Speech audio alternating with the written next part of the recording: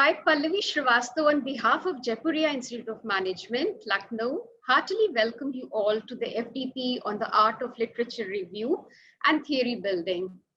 Our distinguished speaker for the session, Dr. Justin Paul, needs no introduction. Still, let me read out some excerpts from his illustrious profile. Dr. Justin Paul serves as Editor-in-Chief of International Journal of Consumer Studies, an ABDC A category journal, a former faculty member with the University of Washington. He is a full professor of PhD and MBA programs, University of Puerto Rico, USA. He holds 3 honorary titles of Distinguished Professor with Indian Institute of Management, Kozhikode, SIBM, Pune, and MS University in Tamil Nadu. He is known as an author, co-author of best-selling books on business environment, international marketing, services marketing, export-import management, and management of banking and financial services. Dr. Paul has served as lead guest editor with the International Business Review, Journal of Business Research, Journal of Retailing and Consumer Services, Journal of Asia Pacific Business Review, and European Business Review. He serves as associate editor with the European Management Journal and Journal of Strategic Marketing. He has also edited special issues for Small Business Economics and Journal of Promotion Management. He was a senior associate editor for International Journal of Emerging Markets, the Service Industries Journal, and European Journal of International Management for 3 years. Dr. Paul introduced Mastige Model and Measure for Brand Management, CPP Model for Internationalization, Scope framework for small firms, and 7P framework for international marketing. His articles have been downloaded over 7 lakh times during 7 lakh times during last 6 years. He has published over 75 research papers in SSCI journals and 100+ in Scopus. Over 40 papers are in A or A-star journals. He has also served as faculty member of Nagoya University, Japan, and IIM. In addition, he has taught full courses at Aarhus University, Denmark, Grenoble École Management, and University of Versailles, France, University Lithuania, Warsaw, Poland, and has conducted research development workshops in countries such as Austria, USA, Spain, Croatia, China, and so on. He has been an invited speaker at several institutions such as University of Chicago, Vienna University of Commerce and Business, Austria, Fudan and UIBE, China, Barcelona and Madrid, and has published 3 best-selling case studies with Ivy and Harvard. He has visited over 60 countries for academic work. Other than this, recently he has been awarded as the New Age Icon Changemakers Award 2020. Dr. Paul, please accept our hearty congratulations for the same. Thank you. Thank you. I'm also happy to inform that we have received participation from far and wide, within and outside India, and I'm sure it is going to be a great learning experience for all. Now, I would like to invite Professor Ankit Mehrotra, Dean Research, to formally welcome our guest and the participants and say a few words. Thank you, Professor Pallavi. It's a really very interesting profile that we have, Professor Paul. And I would say that the theme of this session is also as interesting as the speaker itself, because he specializes in the art of literature review and the theory building. So all of us are going to have a great time. Just to introduce the theme, I would just say that this particular session is going to discuss 2 very important sides of the research, that is the literature review and theory building. I feel that personally that literature review is the epicenter of any research, as it not only describes how the proposed research is related to the prior researches, but also lays the foundation of originality and relevance of your research problem. And that's the crux that is being seen across in all the research papers. So in a way, it justifies your proposed methodology and demonstrates your preparedness to undertake the research. So it helps you to find out gaps in previous researches and place your own research within the context of the existing literature, making a strong case for why you have taken up this very study which you are undertaking. On the other hand, theory building is an important concept because it provides a framework for analysis and facilitates the efficient development of the field itself, and is it is required also for the practical real world problem as well. But then all these things that I'm saying is easier said than done, and all the people who are part of this can very well understand that the toughest part when it comes to writing any research paper is the literature review itself. You basically grapple with a lot of things because you have to go through 10, 20, 30, 40 different research papers and then try to come out with good enough review to be able to take it forward. So I would say that it's not everybody's cup of tea, but then we are left with no choice with the changing world that we are in now. And research has become a part of, inbuilt part of, an embedded part of academics these days. And I would say that this is where we are very much privileged to have Professor Paul with us, who is veteran in this very field. So on behalf of Jaipuria Institute of Management, it is my pleasure to welcome you, Professor Paul, with a Green Certificate, which is a unique initiative of Jaipuria Institute of Management. So Amitabh, can we have the Green Certificate being displayed? Professor Paul, this is a unique initiative taken by Jaipuria, where we will be planting a tree in your name in Sundarbans forest in West Bengal. So Amitabh, I'll request you to please display that. Thank you. Okay, so with this, I welcome all the participants and especially Professor Paul to take us through this very session and enlighten us with his experience and rich experience and the insights that you have. So I pass on the session now to Professor Pallavi to take it forward. Thank you so much.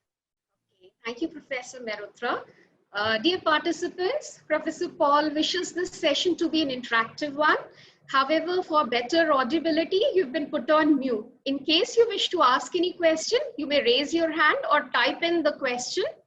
You may raise your hand so it will be unmuted, and you can also type in the chat box. The question would reach Professor Paul.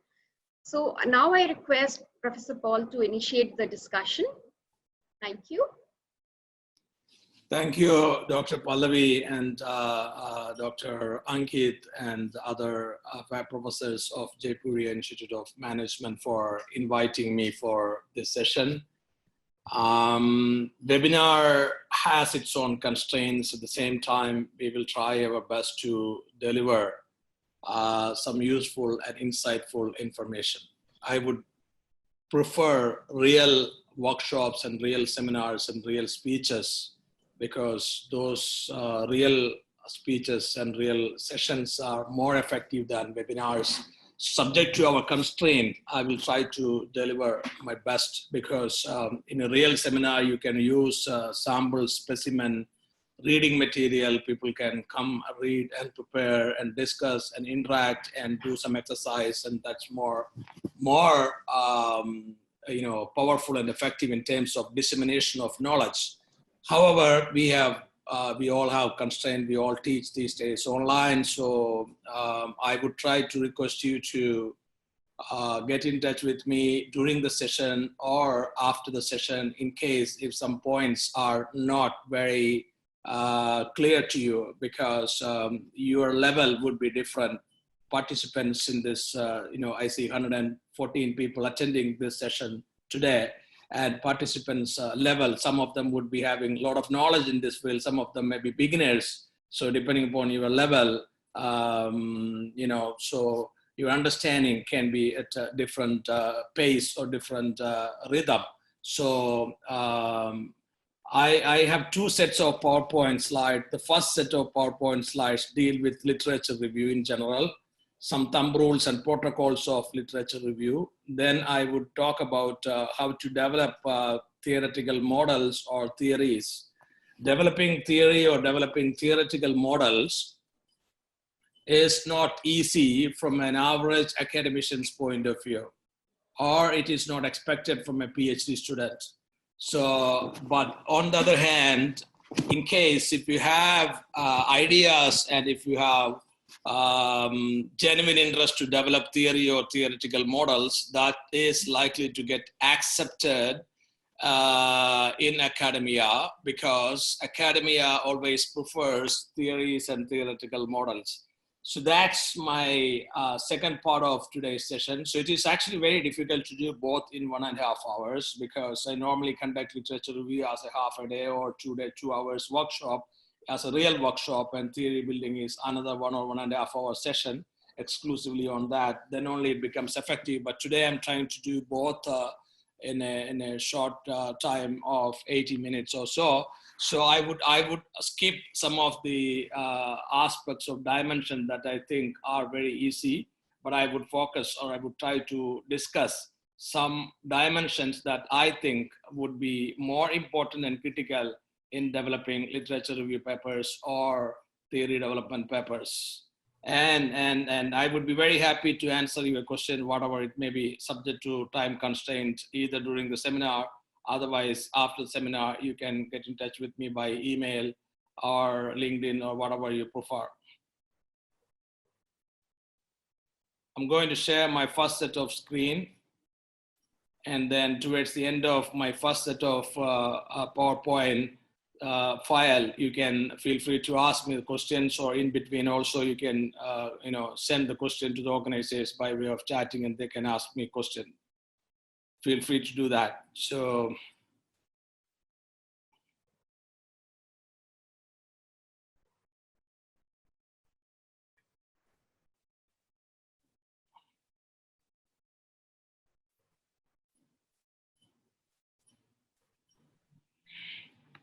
can you see my PowerPoint? Yes, visible. Okay. Okay. Yeah. First part is out of writing review articles or literature review articles. And theory also can be developed, or theoretical development is also possible based on literature review articles. So that's a specific set of literature review articles that actually lead to theory development or theoretical framework development or theoretical model development. That I will talk towards the end of my first half. Yeah, I have had opportunities to serve as editor of special issue for literature review papers for Journal of Business Research and International Business Review. We received 75 submissions for International Business Review and 130 submissions for Journal of Business Research special issue for literature review papers. This was last year and the beginning of this year. These two special issues I handled, and Journal of Business Research papers are still in the re-review stage and final stage and still going on. And I also edited Asia Pacific Business Review special issue for review articles. Currently, I'm editing a special issue for review articles for International Journal of Consumer Studies, in addition to my role as editor-in-chief of IJCS.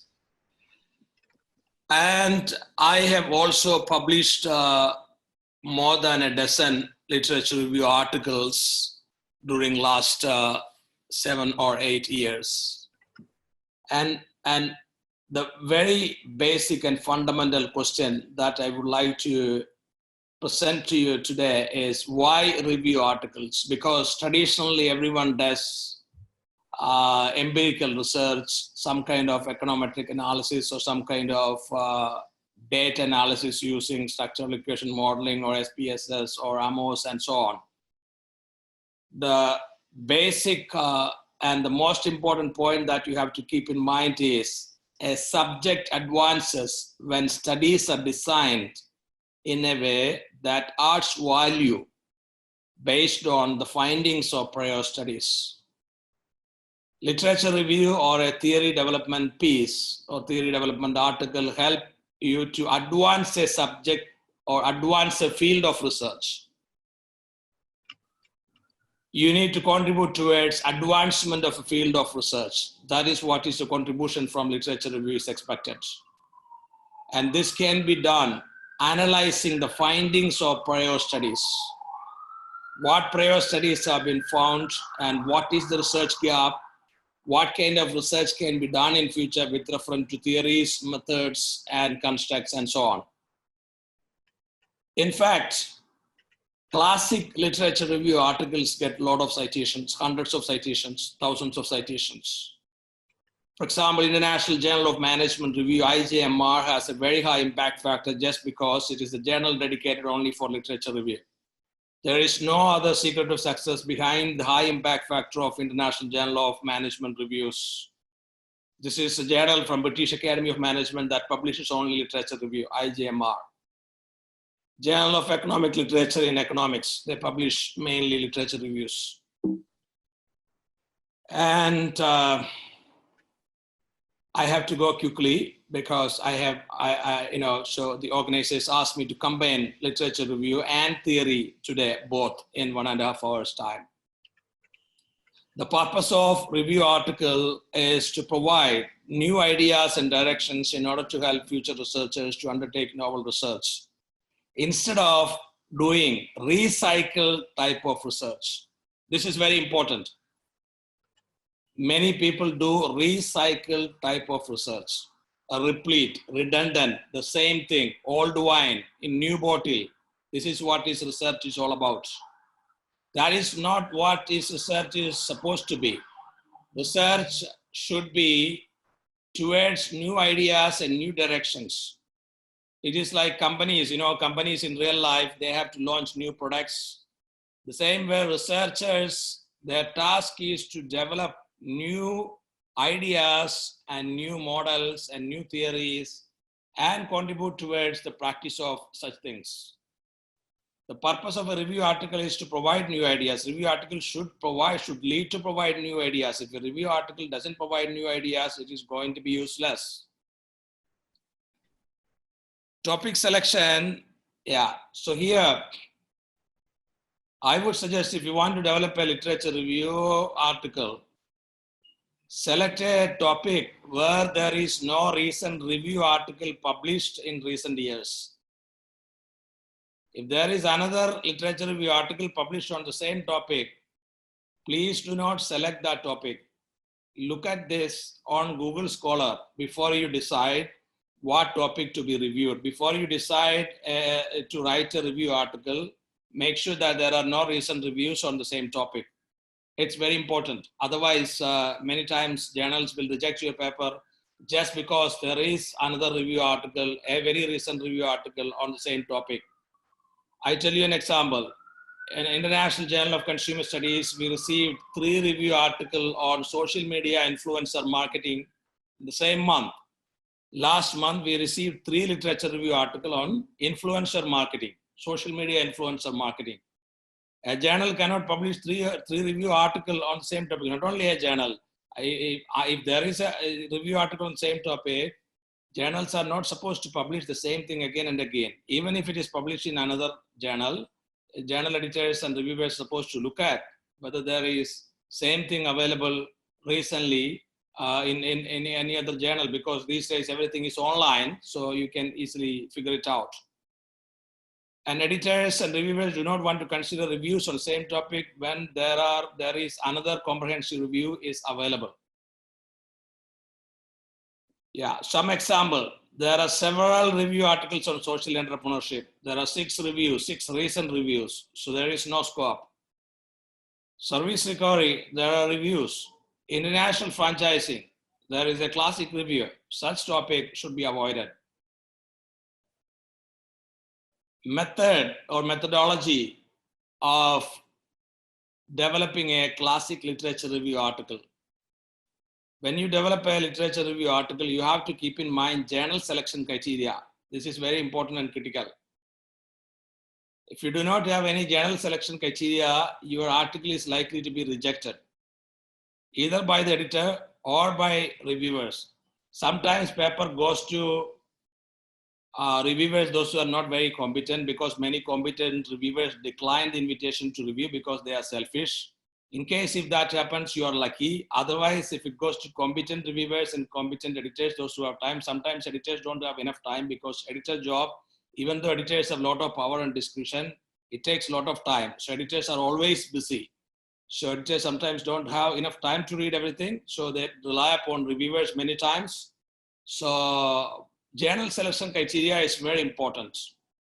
For example, Web of Science or SSCI, many people carry out literature review only on the basis of articles published in journals which are listed on Web of Science, or it is the same thing, it is also called as SSCI. So SSCI listed journals. So in that case, you do not take any article from any journal which is not on Web of Science. That's a really good criteria. Web of Science is a really good criteria to carry out a literature review, because you don't have to you don't have to lower level your standard. If a journal does not have impact factor, you don't source article from those journals.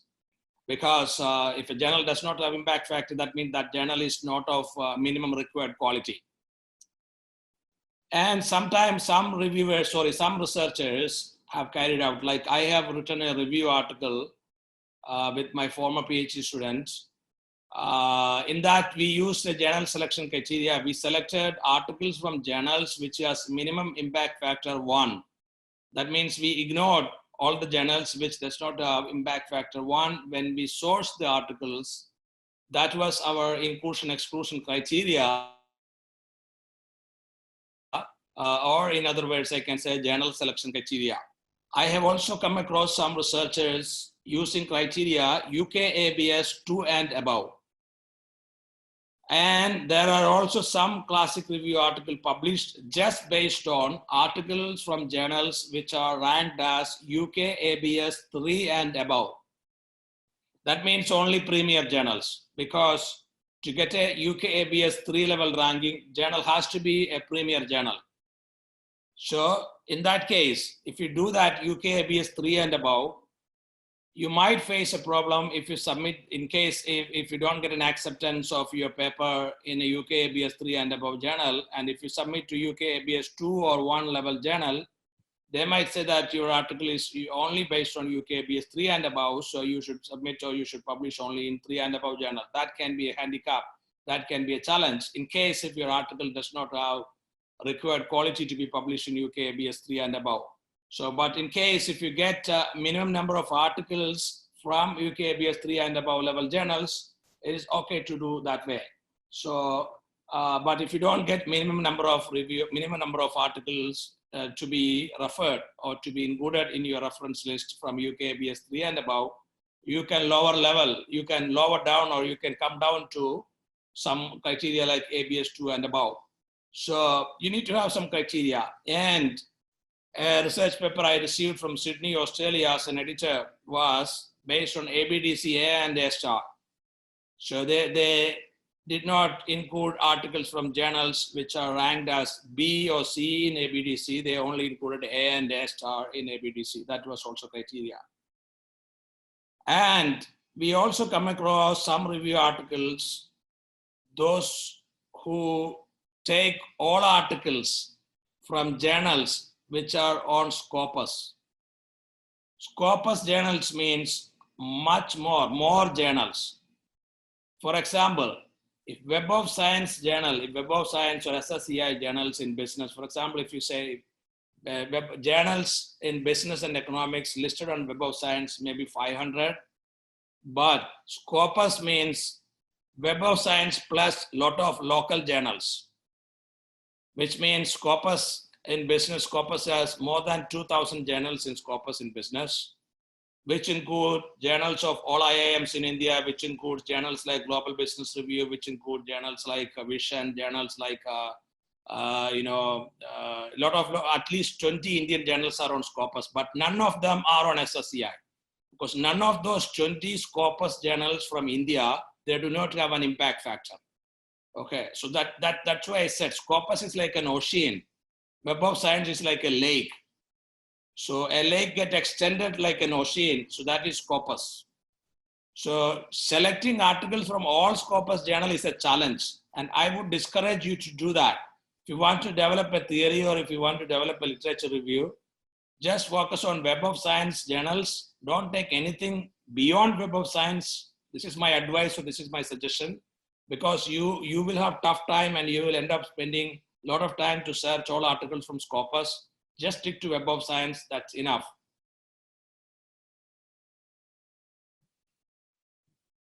Article selection, article search criteria. Yeah, so in addition to the journal selection criteria, you need to also have article selection criteria.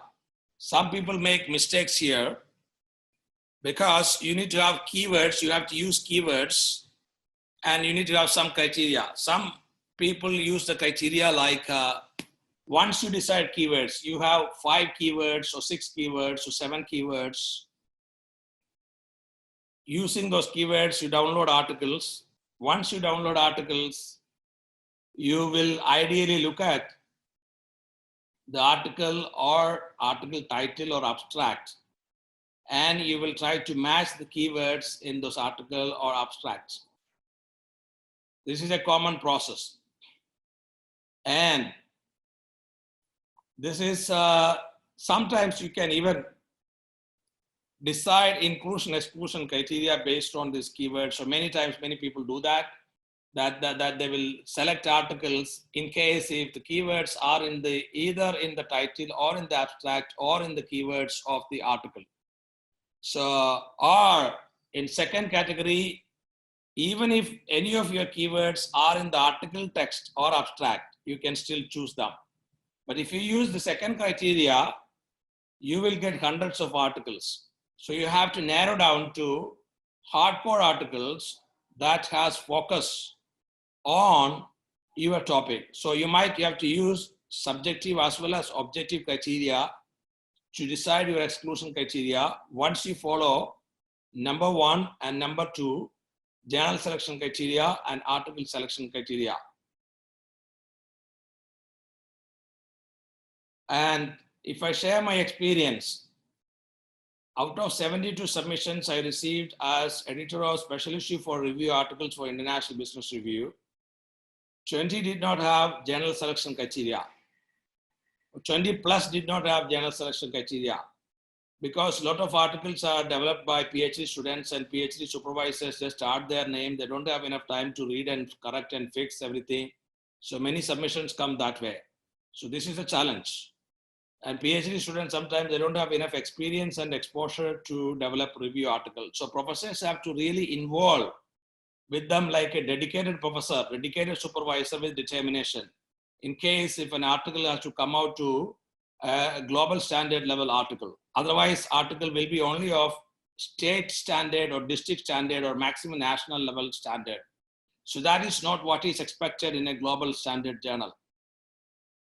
And next point is, when you develop a literature review or a theory article, don't include books and local journal citations.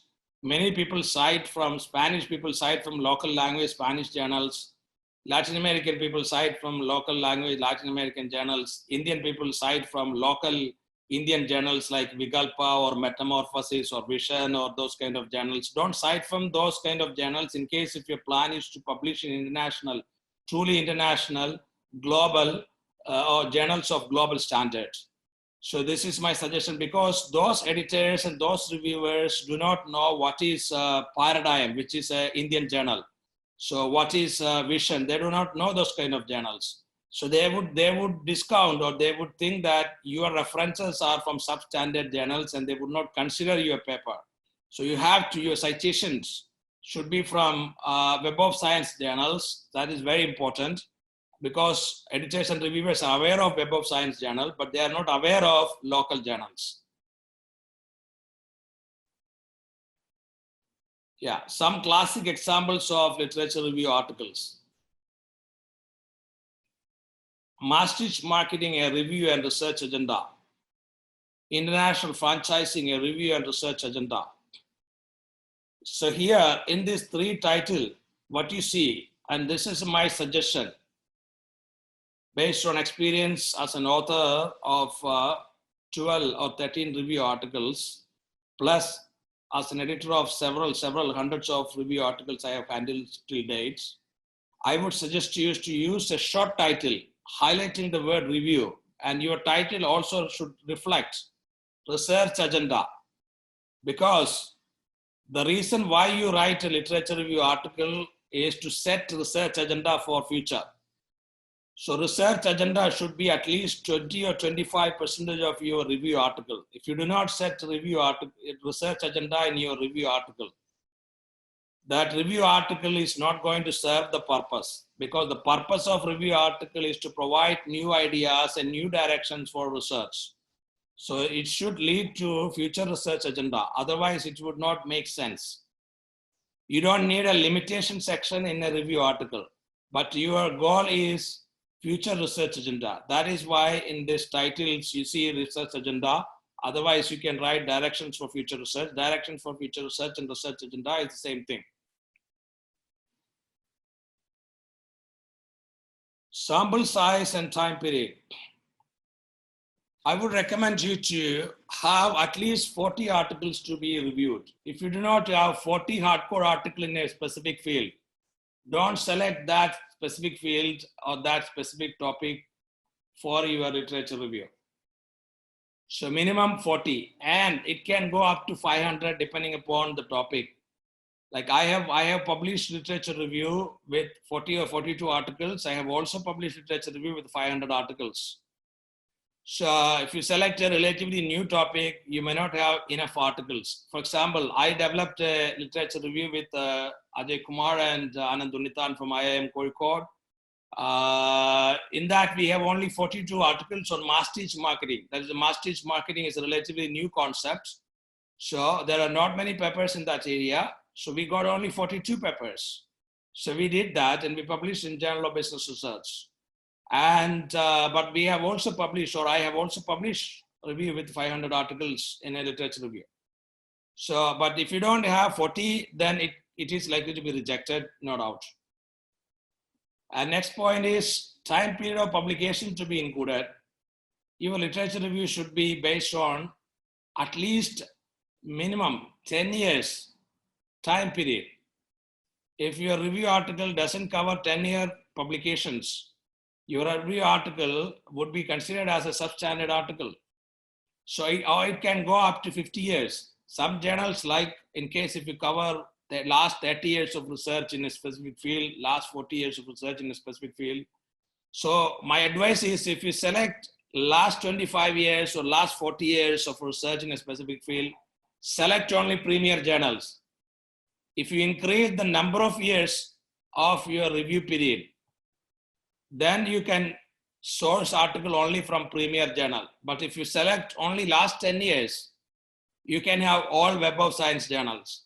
But in case if you have 50 years, perhaps you can have a strict journal selection criteria like UK, BS3 and above and so on. Otherwise, in case if it is just 10 years or just 20 years, you can have all Web of Science journals. Focus on findings of prior studies. This is important. Yeah. In your article, whether it is theory development or literature review, you have to focus on findings of prior studies to some extent. You can develop a table if possible, using the findings, commonality, common findings, and critically look at it. Ideally, a table needs to be created to highlight studies with similar or same findings.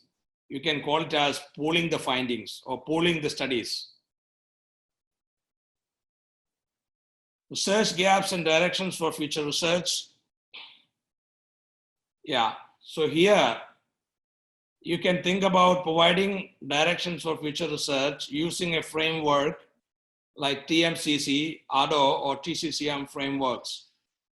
TMCC stands for Theory, Method, Constructs, and Characteristics. ADO stands for Antecedents, Decisions, and Outcome. TCCM stands for Theory, Construct, Context, and Methodology. So you can use one of these framework, or you can develop another framework to provide directions for future research. As I said, at least 20% of weightage in your paper should be for directions for future research. What theories can be used, what methods can be used, what constructs can be used, and what industry context studies can be conducted. Such kind of idea should be given in a review paper. Otherwise, your review paper would not be considered as a classic review article. Yeah, now I classify review articles into different types of review articles. And the last category of review article is a review article aiming for theory development. And that will be focus of my second half of today's lecture. And before I go on to that, I will give you some time to ask questions based on this particular specific PowerPoint. And this particular set of PowerPoint is also available on my YouTube channel, youtube.com/drdestinpaul, in case if you want to watch again. Yeah, now let me explain different types of review articles. Review articles can be classified as structured review articles. And I would also recommend you to read the article on the art of writing literature review, which I published in International Business Review, so which I have shared with Dr. Pallavi in case she can share it with the participants as well. So first type of literature review can be called a structured literature review. Everything is structured in the form of tables, in this case, several tables. A classic example of structured review is International Franchising, a Literature Review and Research Agenda, published in Journal of Business Research. So this review article has 10 tables. One table on widely used methods, another table on widely used constructs, another table on widely used theories in this research area. And we found that agency theory is the widely used theory in this area of research. Likewise, we found regression is the widely used method in this area of research. So construct, what different constructs and variables are used in this research, such kind of analysis is required in order to develop a classic review article like this, and then all the information is structured scientifically. That's why you can call it as a structured review. And category 2 or type 2, framework-based review. You develop a framework or you use an existing framework, citing the authors of that framework, and you develop the entire review using this framework. One of the classic framework I developed along with Professor Gabriel Benito from Norway, Dean, BI Business School, Norway.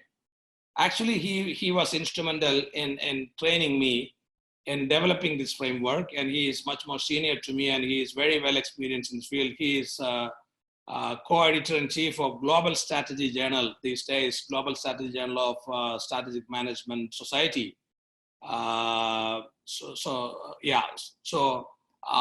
This article we developed and we use ADO framework. ADO stands for Antecedents, Decisions, and Outcome.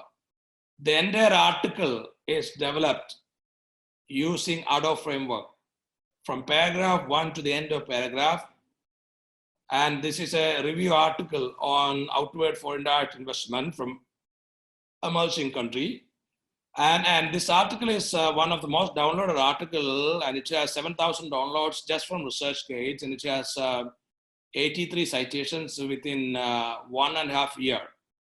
Within 1.5 years, 83 citations is a big thing. This is because people like this kind of framework-based literature review because it doesn't look very loose. It looks perfect. So I would recommend you to use one of these frameworks or develop your own framework to carry out framework-based literature review. Framework-based literature reviews are most downloadable, and they get a lot of citations because people find it useful, people find it insightful, rather than writing a narrative type of literature review. TCCM framework. TCCM framework, theory, constructs, characteristics, and methodology.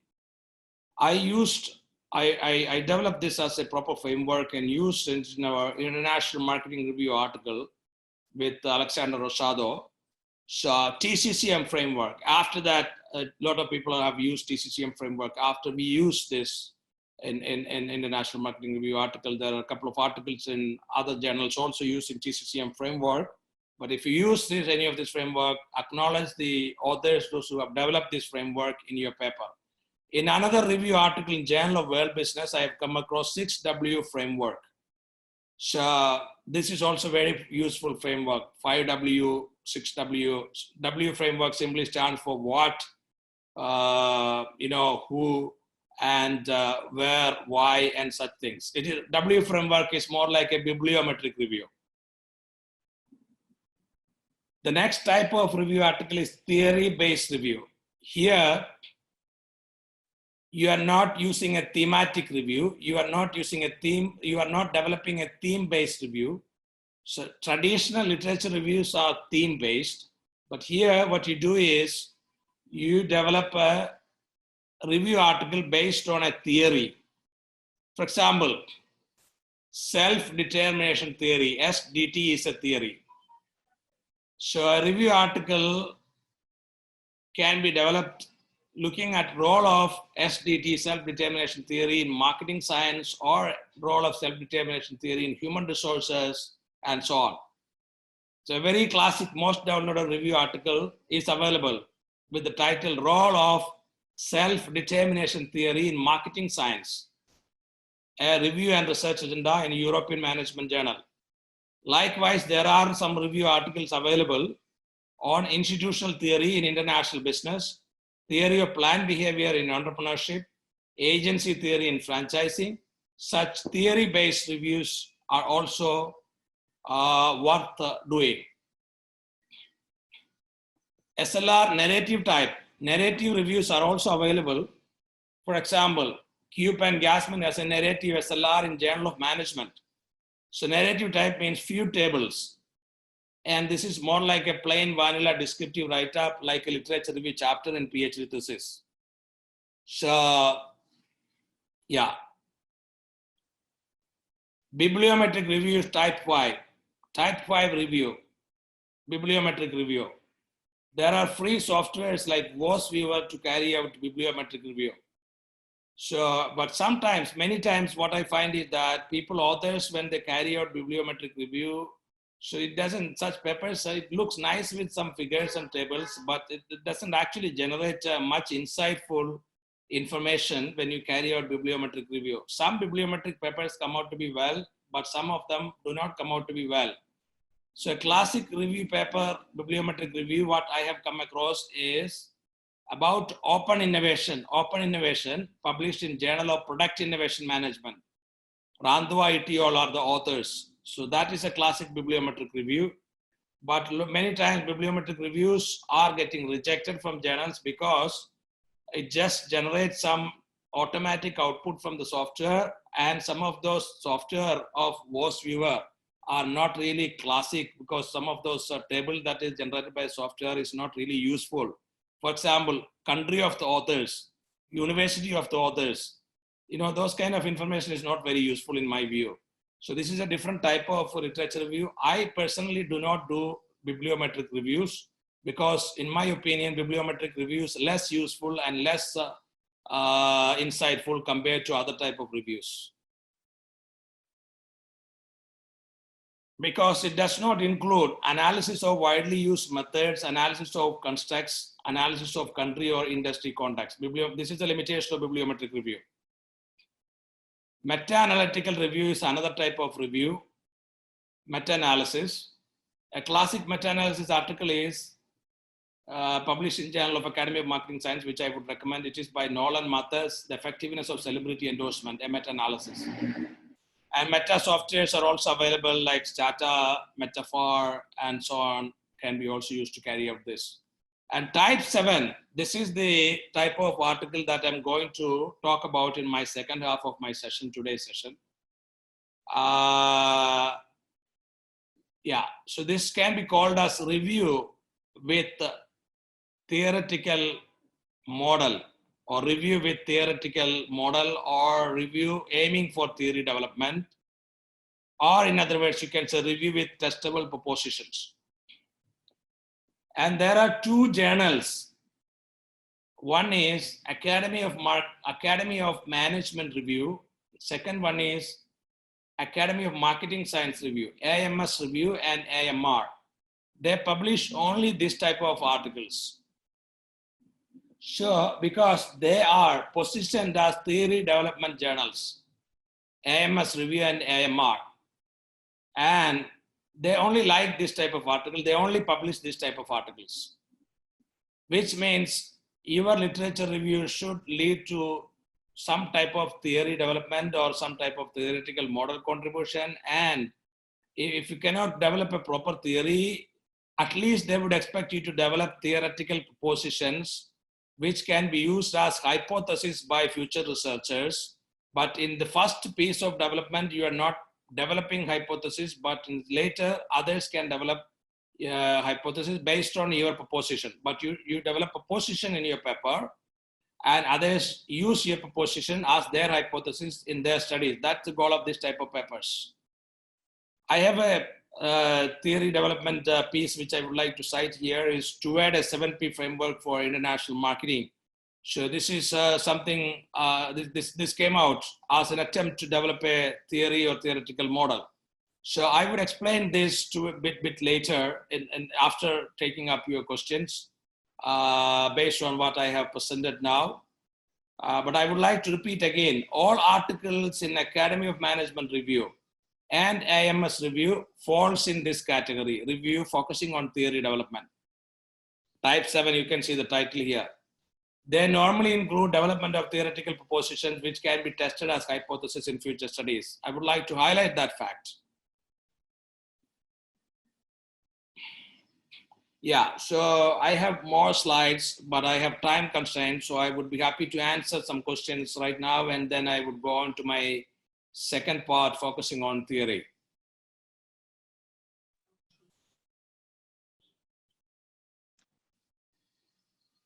There's a question from Ms. Sonal Lahuja. She asked that how can I find journals which publish specifically literature review articles in finance? Yeah, I do not do research in finance, but I know that some finance journals publish literature review. I can't name those finance journals because it's not a subject that I deal with. Okay, and there's another question. Dr. Sushma Vishnani has raised her hand, so I would request her to ask the question. Yeah. Thank you, Professor Pallavi. Good evening, Professor Paul. Wonderful and quite an insightful presentation. On your, my question is on the last type 7 that you shared with us for the literature review, wherein you mentioned that it is something which can come up with some prepositions or something new hypothesis, and then the upcoming researcher can use that literature review article and test those hypotheses. Am I correct in understanding that? Yeah, I mean, you are not developing hypothesis in that paper, in that type of paper. You are only developing propositions or theoretical model or a proper theory, because it's not easy to develop a full-fledged theory in a single paper. Normally, most of the theory development papers are based on 2 or 3 papers. In one paper, the proponents of a theory, they develop a theoretical model or a framework, and then some others contribute towards theory development in their own papers. Normally, a theory is fully developed that way, but in some papers I've come across, the first author itself or the main author itself contributed towards theory development in paper 1 itself. But most of the theories are developed over the years, because in paper 1, an attempt to develop a theory is done with propositions or with theoretical models, but later others carry out the same field of research and contribute towards theory development. So, I mean, that's what I was just trying to, take a guidance or clue from you. So if we, start as a base from this kind of a literature review article, how do we take forward if we actually want to extend it further in our own paper? So in case if it is possible, given the time constraint, so given the type 7 kind of literature review article, and if I want to develop it further for my article somewhere, for a new article, so some kind of direction, if in case that's possible for you to give. That's what I'm saying. The entire 30 or 40 minutes I have for the second half is going to talk about this theory development. Just wait. All right. Thank you. Thank you. Okay, the next question is from Simarjeet Singh. I would request the person to ask the question and unmute. First of all, unmute. Hello. Hello. Hello. Hello. Yeah, you're audible, so you can ask the Okay. question. Okay. Sir, can the combination of bibliometric and systematic reviews will be useful? I have seen many articles in Journal of Cleaner Production. In recent year, they use the combination of bibliometric and systematic reviews. Yes, bibliometric is also a kind of systematic review. So, but so if you just do bibliometric review based on, I mean, if your paper is only having bibliometric information from VOSViewer or bibliometric or software, so your article is not much insightful. So you can also include some additional aspects in your bibliometric review. Part of so like what you said is correct. The idea is correct. You can include some extra tables about what methods are used, what theories are used, what constructs are used. Such things are not there in the software. So because VOSViewer is not created with such information. So otherwise we can create a new software. I'm looking for some software programmer to create a software for developing classic scientific literature review. I'm not a software engineer, so I don't know how to develop software. So in case if we can develop a joint software, because VOSViewer is a handicap software. They don't cover real insightful information. So that's why people are doing some information from VOSViewer, plus they do manual work and then they combine and they develop a hybrid. Those kind of reviews can be called as hybrid reviews. Yeah, thank you, sir. Okay, the next question is from Mr. Shiromani Gupta. He has been working in social media as a social media influencer. Since you mentioned that articles have been published recently in this field, so how should he asked that how should I go about something new in this field now?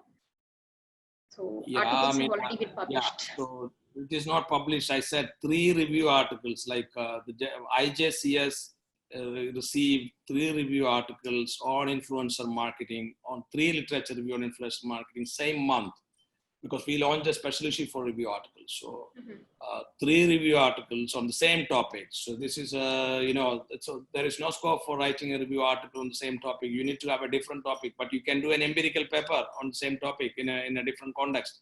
But review articles on the same topic repeatedly would not make sense. Okay. All right. Dr. Soumya Ranjan Sahu asked that how to decide for the title of the review articles. Your topic, like I already showed 3 titles: Mass Teach Marketing, a review and research agenda; International Franchising, a review and research agenda. Your topic, review articles are different types: thematic, theme-based review, theory-based review, or the first category can also be called as domain-based review. Theory-based review, so I talked about self-determination theory in marketing science, or institutional theory in international business. So those are theory-based review. Then there is also method-based review. Method-based review means, role of structural equation modeling in services marketing. So that is a method-based review. So, or you can say, role of fact analysis in international human resource management.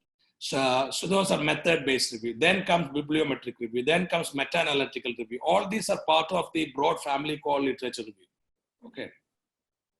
Okay, the next question comes from our FEM scholar, Ms. Trishna Sehgal. She asked that if the area is quite researched and exhaustive, does there lie the scope of literature review paper on it? And if no reviews are published recently, is there a scope for that? Yeah, if there is, the main criteria you have to follow is that you have to check whether there are any other recent reviews published on the same topic. So if there is another review published on the same topic, better don't spend your time on that, because you will find it difficult to publish this in a premier journal. You might be able to publish this in a low category journal, which is not your aim or my aim, right? We want to publish in premier journals, at least A category journals, right? So that way we should be a bit careful in choosing. Area, a lot of research is done is fine, but what is more to be checked is whether there is a recent review or not. Okay, so the next question comes from Dr. Kirandeep Bedi. The question is, except for the last 3 review types as per your PPT, so just wanted to confirm that doing review manually is best, or with Bentley will be better, or any other software suggested by you? I mean, for referencing, you can use software like Mentally or any other referencing software. So, but in order to, I mean, you know, so it depends for referencing. But then to decide, I mean, you know, so like what type of review is more useful. If you ask my opinion about what kind of reviews will get more downloads and citations, I would say framework-based review and meta-analytical review. And the chances of acceptance or probability of acceptance is also high if you use a framework for your review, framework-based review, or if you do a meta-analytical review. Because reviewers and editors feel that you have some substance in it. And otherwise, the third category is theory-based review. Fourth category is the hybrid review that someone talked about. You can use bibliometric plus some aspects of structured review, like structured tables, using tables, and otherwise framework plus bibliometric. You know, if you use bibliometric review plus framework, it becomes a hybrid review. So that people will feel that there is some substance, there is intellectual rigor in the paper, because you have to also create a feeling in the minds of editors and reviewers that you have done some work and there is intellectually stimulating structure in your review, so that people will accept your paper. Otherwise, sometimes if you are writing a narrative review, people may not accept your paper. But you know, if you have very high profile co-author, like a Nobel Prize winner as your co-author, maybe a narrative review will be accepted. But otherwise, you know, if you have ordinary co-authors, it is very difficult to convince editors and reviewers to publish a narrative review. Okay, there's an interesting question coming from Mr. Manish Singh, who asked that what is the right time to publish a review paper for a research scholar who has just stepped into the PhD program? I would say that the chapter that you write in the name of literature review, that you can convert or you can develop it as a classic review paper. But normally what happens is that literature review chapter, when you write it as like a narrative paper, because many of the supervisors, they have never published a review article. If they have never published a review article, they cannot train their students to write a review article. So you end up writing a narrative review article, and if you write a narrative review article, your chances of acceptance is low. So you have to, even your PhD literature review chapter, you can follow one of these structures. It can be, your literature review chapter can be written using a framework like what I was talking about. So otherwise, in that case, you can easily convert that as a framework-based literature review. Right. Or you can write your literature review chapter with structured tables, like the first one I talked about, structured review, 10 tables. Use, develop tables in your literature review chapter, so it becomes chapter, it also becomes an article later. So I would also recommend that in case it is very difficult for a PhD student to publish a literature review chapter as a single author paper. You need help from an experienced professor who also has to co-author, because you have to provide ideas for future research. And that professor has to be expert in that field, and he or she has to be knowledgeable in that field. Then only you can write ideas, or you can set future research agenda. If you're not knowledgeable in the field, you cannot develop future research agenda with authenticity. So you have to be a knowledgeable person in your field to write directions for future research or research agenda. PhD student cannot write future research agenda, because PhD student is not very competent and knowledgeable to write future research agenda. So you need a help of a professor to write future research agenda, and PhD student can join hands with the professor to write future research agenda and can come out with a good review article. Okay, he also asked that do researchers have the liberty of mixing and matching review types as per researcher needs for doing review paper? I think that you mentioned that 2 different types of review style can be matched, isn't it? Yes. Okay. All right. So Neha asks you to explain the difference between theoretical and conceptual framework, and do we have to include both in our review? See, difference between theoretical and conceptual framework. Yeah, so conceptual framework lead to theoretical framework. I have to say that way. So our concept and theory are more or less are identical, but when a concept turn out to be a classic concept, it turn out to be known as a theory. So suppose in case there are different types of concepts, and if it is not a classic concept, it is not a theory. It is like music and classic music, classical music and music. There is music and there is classical music. So when a concept becomes a classical concept, then it is known as theory. All right. So next question comes from Krishnadas Nanak. He asks that when we develop our own framework, how much emphasis is given on the rigor of framework development, as it could be a paper in itself? I mean, framework development is not mandatory in a systematic review article, but in an empirical article, a framework development or a theory model or conceptual model is considered as ideal thing to do. Okay. But in a literature review, again, depending upon the review article, like type 7, you must develop. Suppose if your goal is to develop, contribute to a theory development, you must develop a framework or theory or propositions and such things in type 7 articles. Okay. Mr. Pravash Ghosh asks that in TMCC framework, can we do only on constructs and find out some gaps in terms of IDV or mediator variables? If you can gather information about all those TMCC, then your article will have better scientific information, and people will get a feeling that you have done some serious homework and you have collected a lot of information about what theories are used in this field, what constructs are used in this field, what methods are used in this field. It cannot be done overnight. It takes a lot of time to do that. So people will get a real feeling. So, I mean, in case if you want to break it and you just do it on theory and methods, you can do it that way also. But if you do all four alphabet-based thing, then it will look nice and it will look more like an enriched work. Okay. Mr. Arjun asked that his paper got rejected in A rank journal. Reviewer 1 gave risky revision. Feedback said either hypothesis has to be empirically tested or keep propositions, but not both within the same paper. So he had kept both. So yeah, normally in a paper, if it is a conceptual paper, you should have only propositions. If it is an empirical paper, you should have only hypothesis and hypothesis testing. In an empirical paper, don't include propositions. Okay. Otherwise, if you include proposition, you should not venture into hypothesis, either proposition or hypothesis in a paper. All right. Mr. Devansh Pandey's question is related to meta-analytic review. So he asked that, can we include articles which are not in empirical in nature for meta-analytical review? And if yes, then how? Meta-analytical review is based on empirical paper. You collect empirical papers testing causal relationship, and meta-analytic paper is 100% empirical type of review. So it cannot include non-empirical papers? No. Okay. Mr. Binod Sinha wants you to explain a bit about meta-analysis review. I mean, it is as I said, it is you have to collect the articles. It takes 2 hours to explain meta-analysis review, so. But I can briefly say that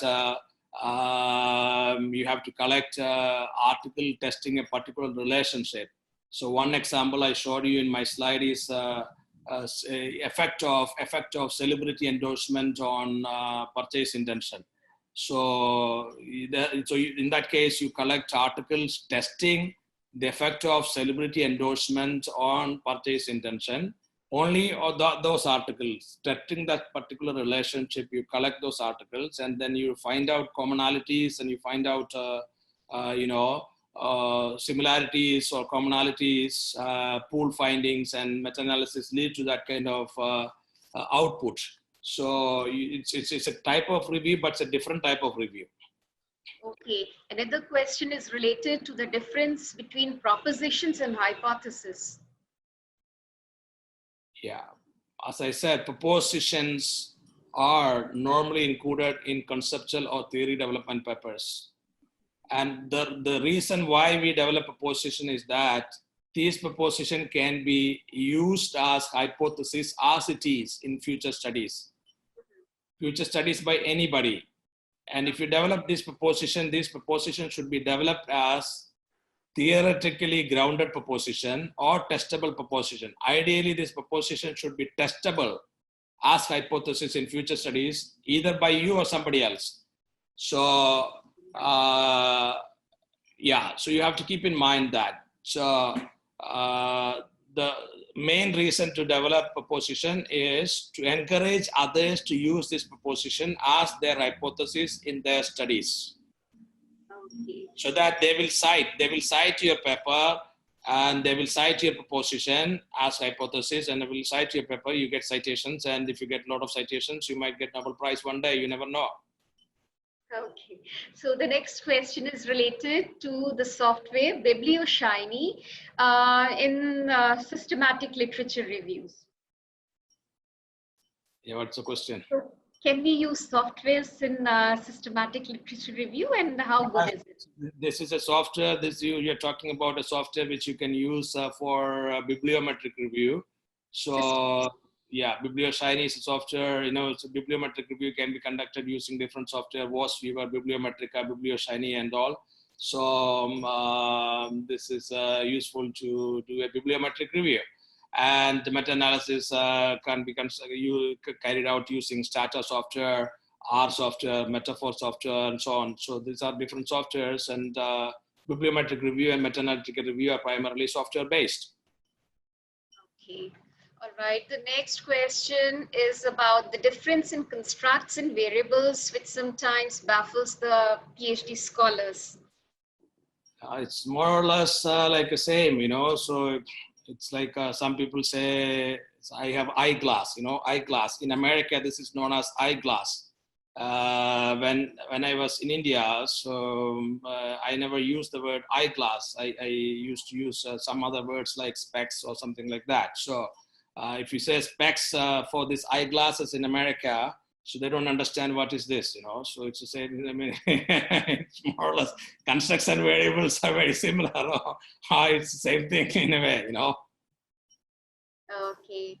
All right. Another question is this, that if a topic is new for the country, like the research topic is related to goods and services tax compliance, there are very few studies available in top journals. So for such topics, what can be done and which type of review type of the 7 types you mentioned can be used? Means the topic is new for the country.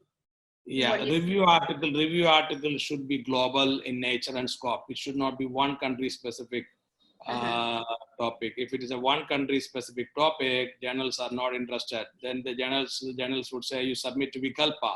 If it is this India specific topic, you submit to maybe Vision or Ford School of Management journal, IMT journal, and those kind of things, local journals. So if global journals are there to publish research articles that are useful for global audience, their audience is global.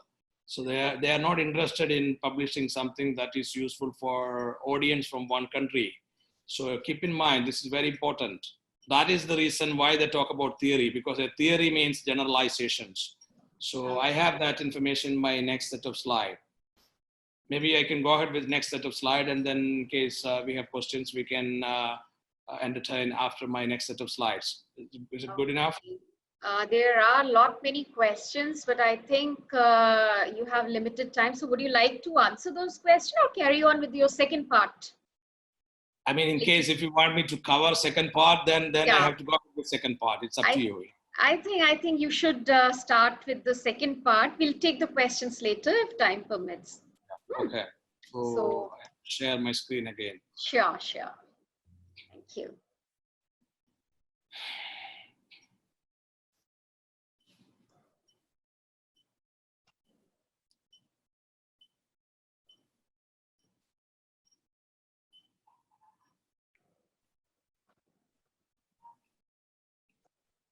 Okay.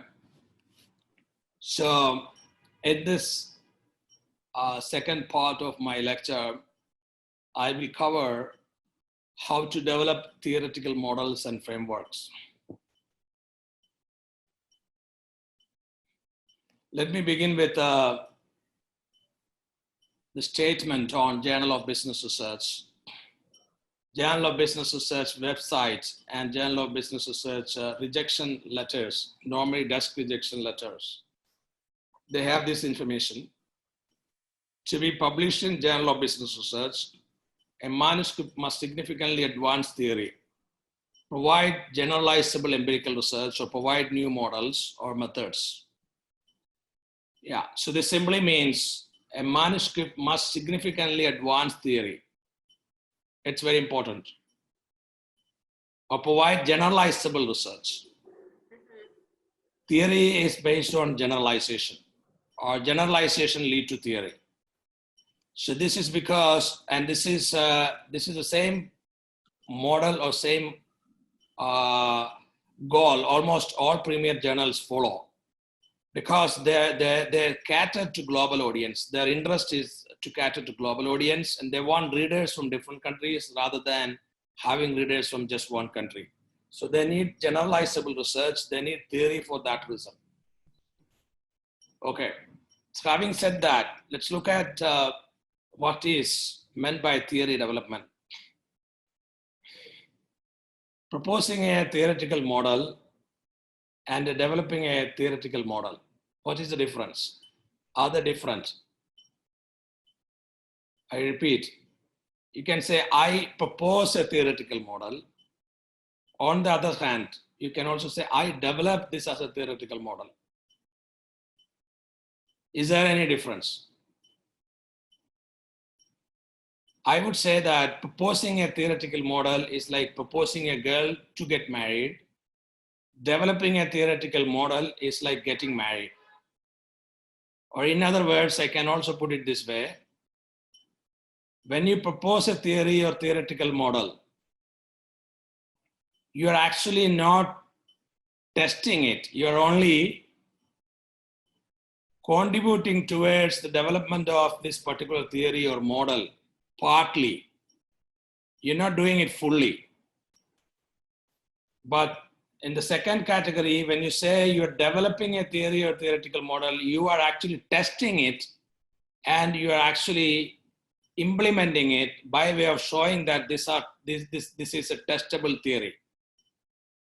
You show that empirically that this is possible to do it.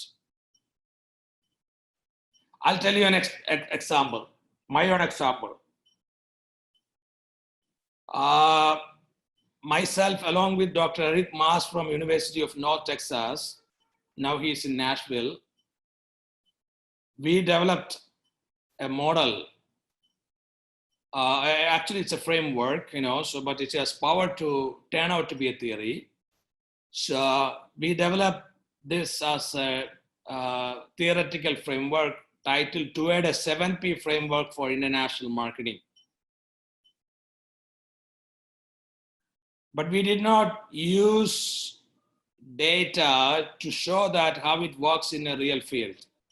We developed this as a conceptual article, and our title was Toward a 7P Framework for International Marketing, and this is based on some new P constructs such as performance is a function of potential, path, process, pattern, pace, and problems. This is the equation, this is the formula in this framework. When we submitted to some premier journals, reviewers had reservation on the article because we use the word developing this as a theoretical model. They said you are not empirically showing, you are not empirically testing your framework constructs. So you cannot use the word you are developing this, you are only proposing it. So simply means if you are only proposing a theoretical framework, and if you're only proposing it as a theoretical model or theoretical framework, you cannot claim that you developed it as a theory or you developed it as a theoretical model. You are only proposing it. This is what reviewers say, some expert reviewers. So that way you can classify proposing a theoretical model and developing a theoretical model The first one, proposing a theoretical model, means you propose it in a conceptual paper or a theory development paper based on literature review. But in the second category, you are developing this theoretical model or theoretical framework and apply that or show that using or by way of testing it with some data. So this is the difference between proposing a theoretical model and developing a theoretical model.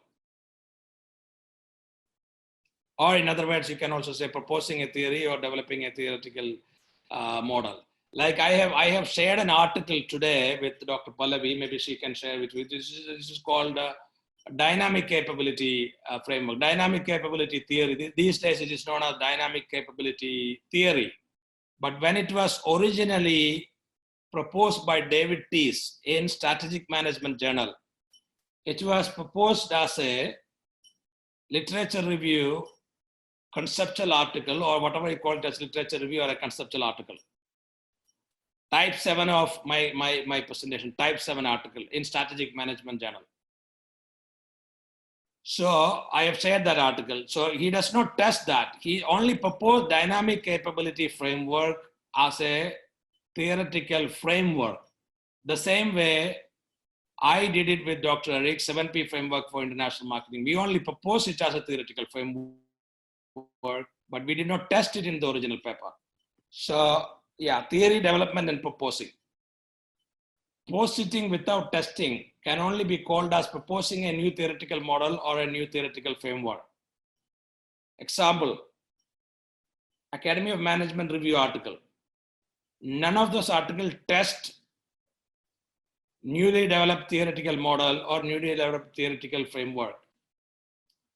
So they only propose AIMS review article. Both this AMR and AIMS review, they publish only conceptual papers, which means you don't have to test the theoretical model, theoretical framework to publish in this AMR or AMS review. No empirical analysis is required to develop this theoretical model or theoretical framework in this journal. These are two journals exclusively publishing conceptual review articles. So next point is, if you post it or go ahead with testing the theoretical model you proposed, then it can be called that you develop that theory or theoretical model. Yeah. For example, you develop some new theoretical model, and in the same paper, you also show that how this theoretical model can be tested using some empirical analysis. In that case, you can call it as you develop this as a theory or theoretical model in the same paper. In that case, it is called as theory development. Otherwise, it is only called as theory proposal. Another example I tell you, springboard theory. Luo and Tang just proposed it as a springboard framework. In their article, they only propose it in their article. They did not develop it. However, some other researchers carried out the field of study and they tested springboard tenets. Originally, it was just a springboard framework. It used to be known as springboard framework. Now it is known as springboard theory. Others have tested it. Others have developed it as theory. But the original proponents, Yedong Lu and Rosalie Tang, just proposed it.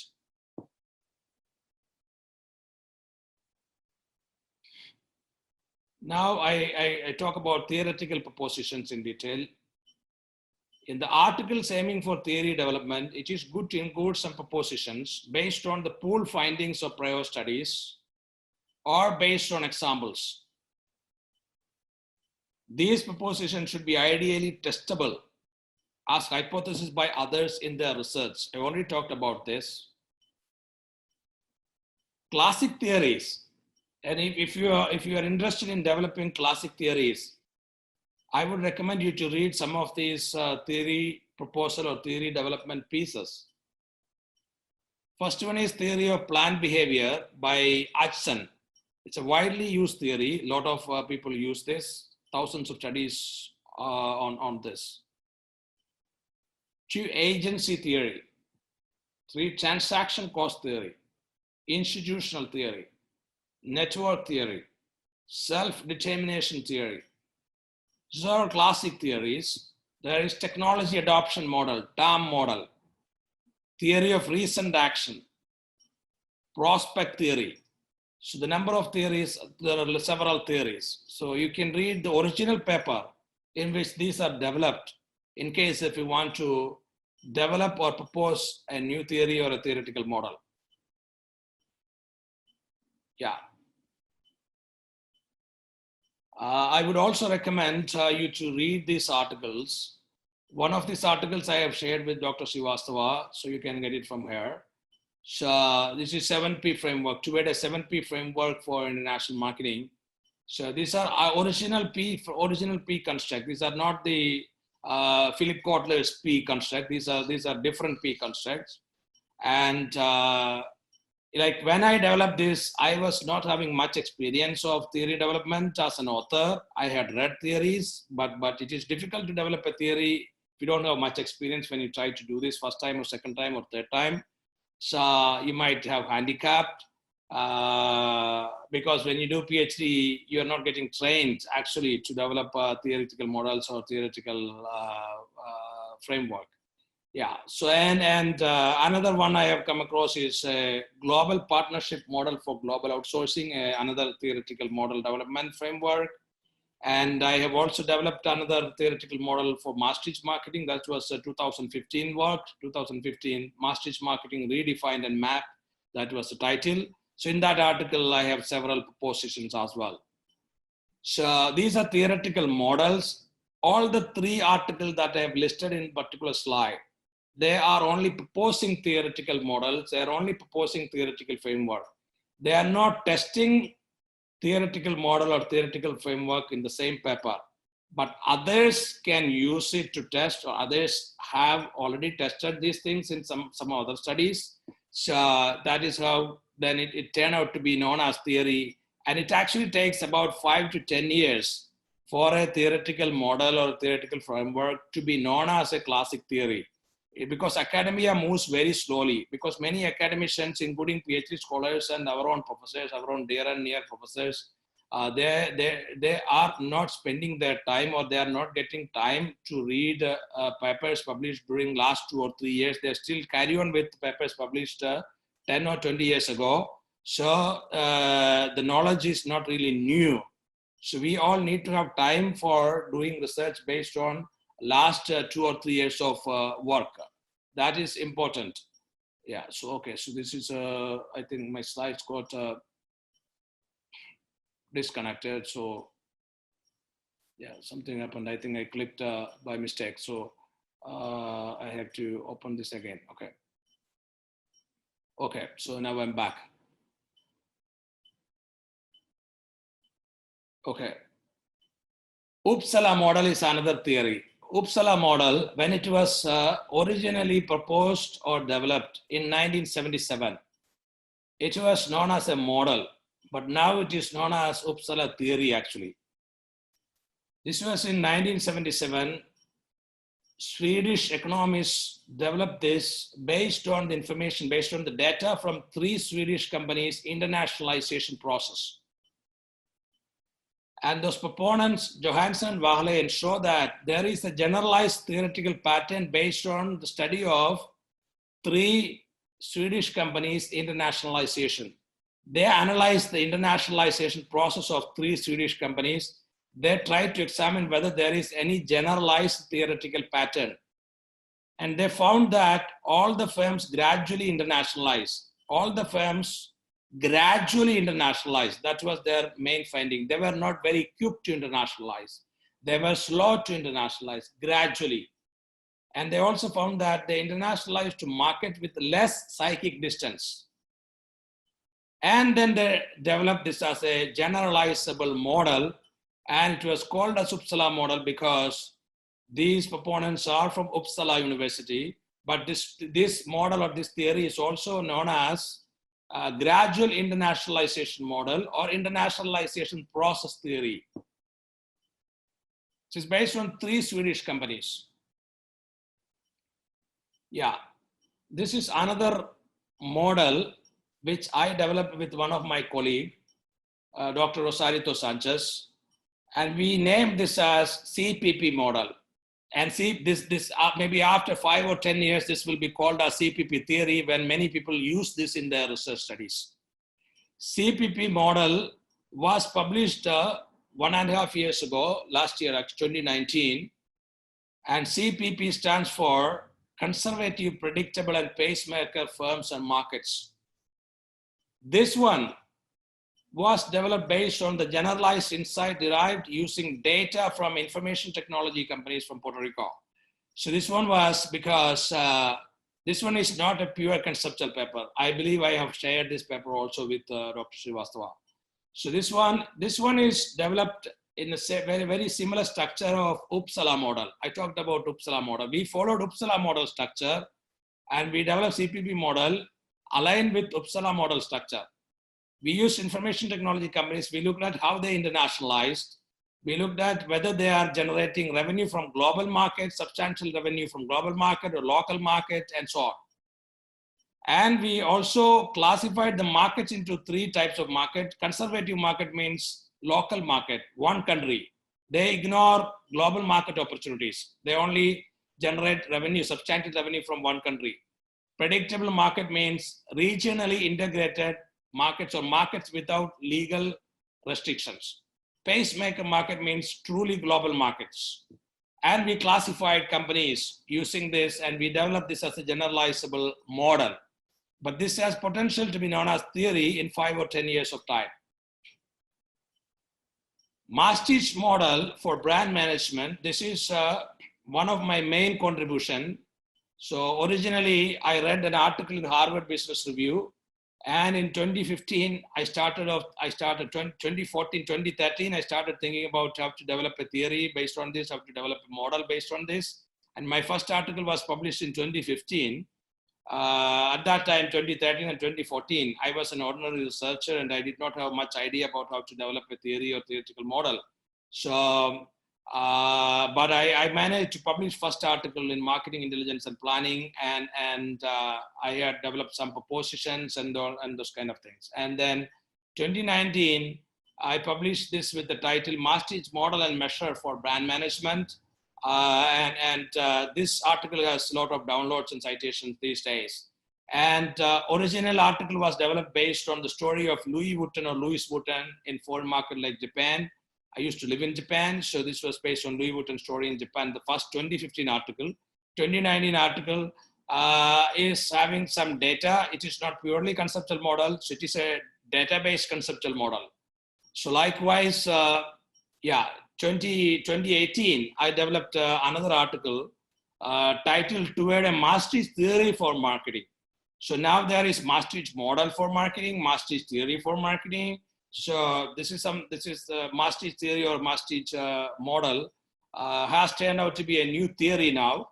And Journal of Business Research has a special issue on Maastricht marketing or Maastricht theory applications. Call for papers are on Journal of Business Research website now, and submissions are in April, May, and June. So in case if you're interested in this area, you have an opportunity to submit a paper to the special issue of Journal of Business Research in this area. So yeah, so original paper 2015, I just proposed this, and 2018, this got developed as a theory. So and tested also in 2018 and 2019. And Pankaj Gamawat Cage framework. This is another theoretical framework which I would like to talk about it. Pankaj Gamawat developed a Cage framework, cultural, administrative, geographic, and economic framework. And this was developed as a framework. And now it has a calculation, it has a quantitative analysis possible. But originally when he developed this framework, this was developed as a classic conceptual article in Harvard Business Review. He was a Harvard Business School professor. Original article of Cage framework came out in Harvard Business Review. And underlying notion of this Cage framework is distance between countries. And they classify 4 types of distance. And cage framework, some people refer it as cage theory, but it is actually not yet developed as a proper theory, but it is still known as a framework. Yeah, so since we need to have some time for questions and answers, I would try to wind up after 1 or 2 slides. Technology adoption model, TAM. This is another theoretical model.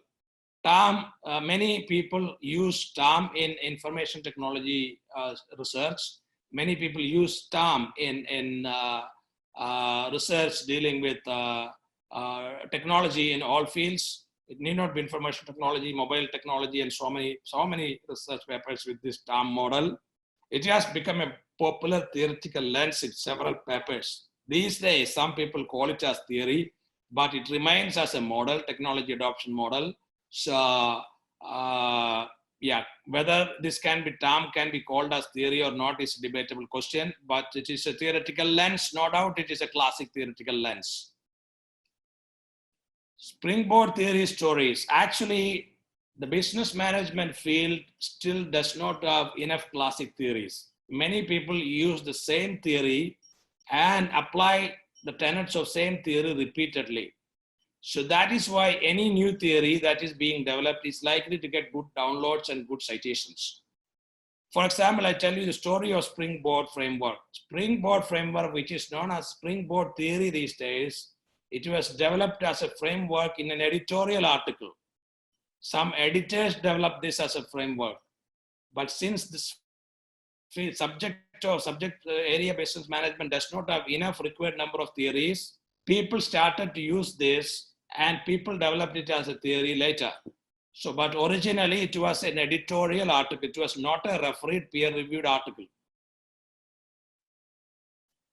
Yeah, ideally, when you develop a theory or when you propose a theory, it should show causal relationship between 2 or more constructs or variable. It should ideally show relationship between 2 or more variables, dependent variable, independent variables, and such kind of. That way, people can test this relationship, or at least determinants. It should show determinant relationship. If your theory or model does not show determinant relationship, people cannot test it. Yeah. And another thing which you have to keep in mind is, it may not be perfect to develop a theory in just 1 article, but it is possible to do it in 2 or 3 articles. A theory evolves. A theoretical model can be developed or proposed in 1 article, but a theory evolves with steps such as theory or theoretical model proposal, and theory testing, and so on. Dynamic capability theory, resource-based view, prospect theory, contingency theory, etc. are classic theories these days available for research. Yeah, so this is what I have today, subject to time constraint, and my email is profjust@gmail.com, and I would like to thank you very much. And you can follow me on facebook.com/drjustinpaul or youtube.com/drjustinpaul in case if you want to get updates, and I do post updates, and I would be happy to answer your questions.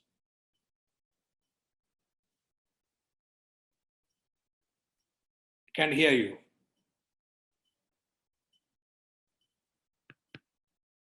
You're not audible.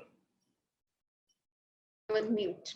So yeah, now it's okay. So one pertinent question has come up from a scholar that while choosing a criteria for literature review, that is, we have to choose articles only from Web of Science or ABDC or whatever. So how do we make sure that we do not leave out any article? Yeah, so you need to do 2 steps. First, I would say that you look at premier journals in your field, and you search articles on the journal website using the keywords. Okay. First, you have to do is that 10 premier journals in your field, and select or source article from those premier journals, and then look at how many articles you got it. Then you search on Web of Science, and then source articles from Web of Science. And in case if you already get a lot of articles from 10 premier journals, you can do a review with those premier journals also. But the problem is that in case if your review does not turn out to be a high quality, those premier journals will reject your article. And in that case, you will have a problem to publish that review in a tier 2 journal. So that is the reason I suggested Web of Science. So Web of Science is one source where you can search on Web of Science using your keywords and download all articles using Web of Science. You don't need to search on different platforms if you just search on Web of Science, but make sure that you also browse on Premier Journal website in your field to ensure that you don't exclude all the articles. Okay. Thank you. Dr. Puneet Rai asked that can you combine two different streams in a review paper, say workplace spirituality and marketing, offering some propositions? So can two different fields be combined in a review paper? No, review paper, I mean, if you talk about domain-based review, it has to be based on one domain. Okay, all right. And again, another question is about ranking the type of literature reviews, because you've mentioned 7 different types of reviews. So in terms of acceptability, how do you rank these types of literature review? In terms of acceptability, I would expect that journals will tend to accept framework-based reviews, meta-analytic reviews, and theory-based reviews. I mean, framework-based review is the best thing one can do in a domain-based review. And framework-based review, theory-based review, meta-analysis, or these 3 are equal. These 3 have equal chances of getting acceptance. And then structured review, the first one I talked about, the structured review. So it's easy to do a structured review and it's easy to do a bibliometric review, but it is difficult to do a framework-based review. And it is difficult to do a theory-based review also. Okay, so we're coming to theory-based review. So is it true that we need to look for the application of only one theory in various studies? That is one paper, one theory? Or can you combine? Yeah. Application of a specific theory in a specific field. For example, I said, like suppose if it is a human resource management, suppose you take some, let's say, proactive personality research. You can look at theory of planned behavior, application of theory of planned behavior in proactive personality research, in case if theory of planned behavior is widely used. So likewise, so you select a particular field. It can be the entire human resource management field, or it can be one specific specialized topic of human resource management also. Okay, so if a research topic is new and from the field of sales, okay, so to be, can it be based on secondary data also? Because if there are not much literature available on the particular topic. That's why I say, so on a particular topic, if there are not much research available in sense, as I said, minimum you need to have 40 studies to carry out a literature review. If there are no 40 studies on a specific topic that you are going to do a review, better don't do it. Better think about doing something else, So because experts would say that a field need to have advanced enough to carry out a literature review. Field is very new. There are no many studies on a specific field. So that means there is no scope for conducting a review. Review means you are actually reviewing prior studies. Right. There are not enough prior studies. What are you going to review? Right. Okay. And in a review paper, is it mandatory to include concept maps?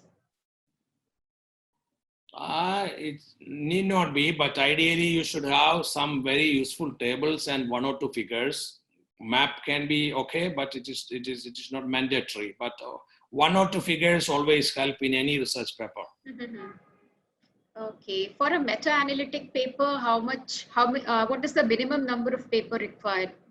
For meta-analysis paper, I would say that at least 25 papers are expected, but some meta-analysis papers are carried out with 50, 60, 70 papers also, or some 100 papers also. So it can, but I would expect at least 25, but the more, the better.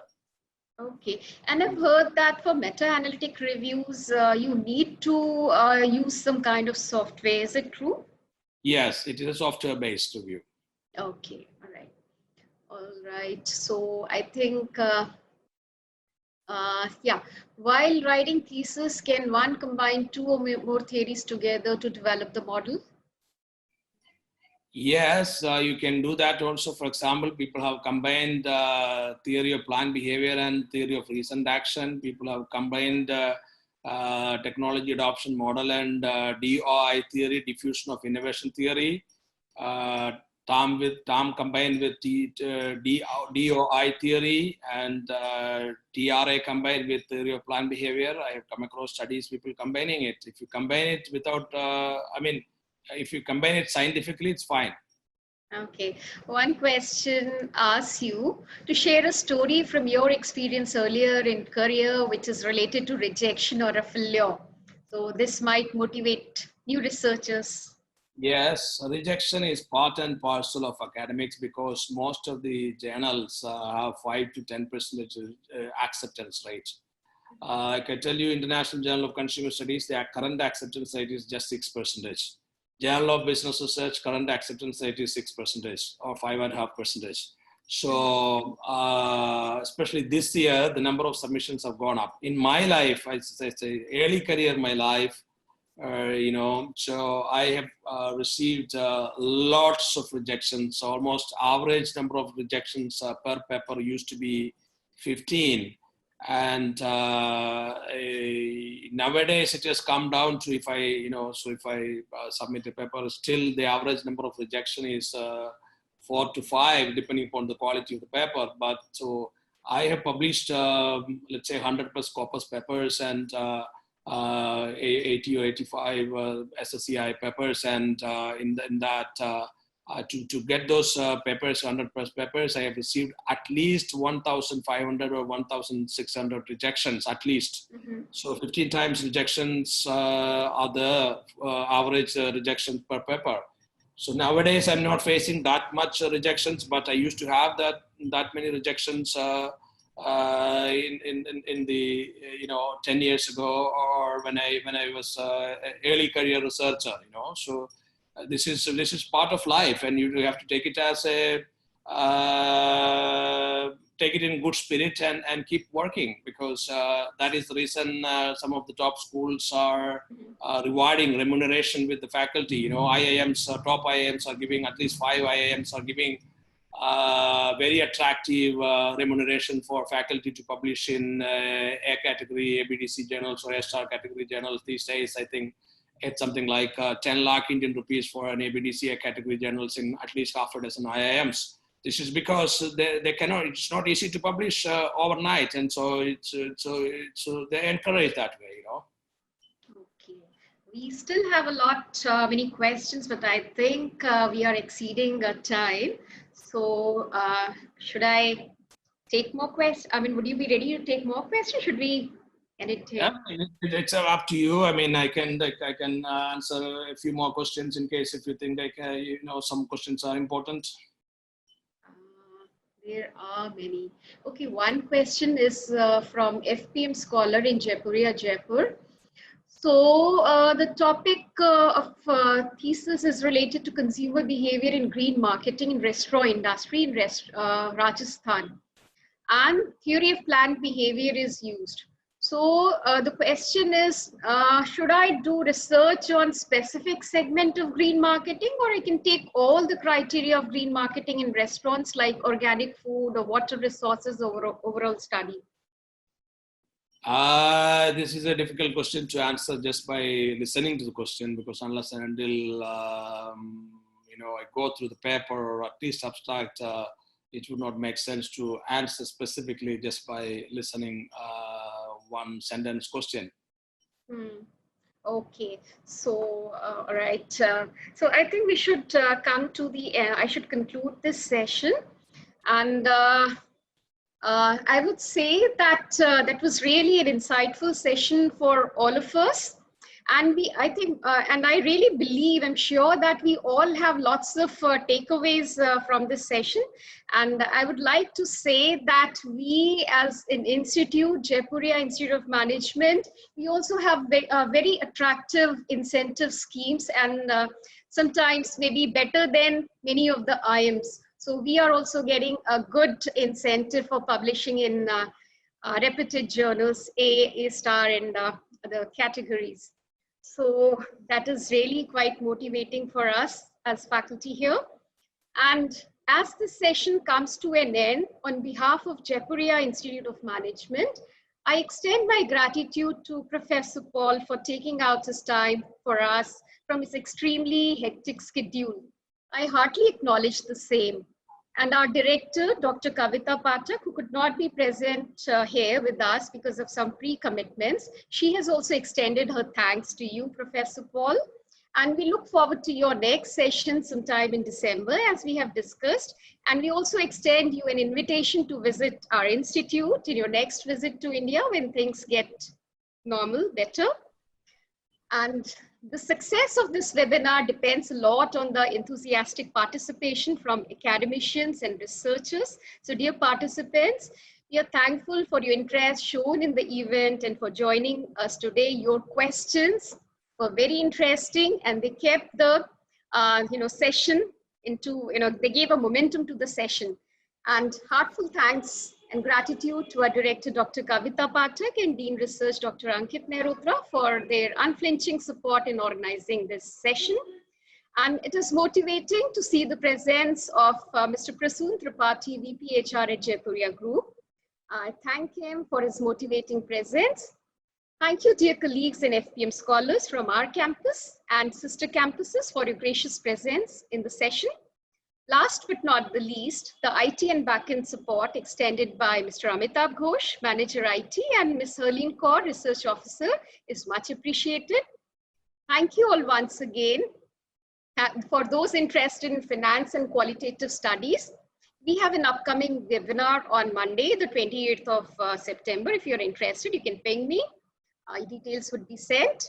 And with that, I thank Professor Paul and everyone once again, and I take your permission to sign off now. Bye-bye, take care, and stay safe. So I would like to end this meeting now. Thank you so much for being here.